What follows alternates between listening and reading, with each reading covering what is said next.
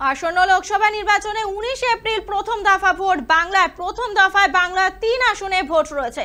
মঙ্গলবার জলপাইগুড়ি লোকসভা কেন্দ্রে বামফ্রন্ট মনোনীত প্রার্থী দেবরাজ বর্মনের সমর্থনে ক্রান্তিতে প্রচার ও কর্মী সভা করেন সিপিআইএম এর রাজ্য কমিটির সদস্য শতরূপ ঘোষ।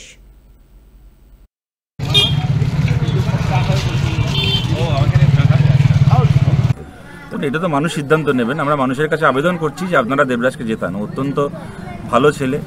ও অত্যন্ত খারাপ সময়ে, মানে খারাপ সময় বলতে আমি বলছি, একটা সময় অনেকে ভাবতেন বোধহয় সিপিএম রাজ্যে ক্ষমতায় আছে বলে লোকে সিপিএম করছে, যেদিন সিপিএম ক্ষমতায় থাকবে না সেদিন আর কেউ সিপিএম করবে না।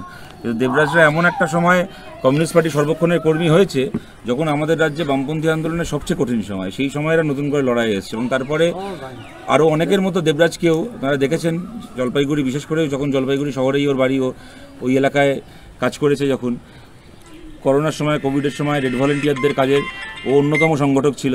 তাছাড়াও বিভিন্ন ক্ষেত্রে দেখুন গত 10 বছর ধরে রাজ্যের মানুষ দেখছেন, এই সরকারকেও দেখছে, দেশের সরকারকেও দেখছে।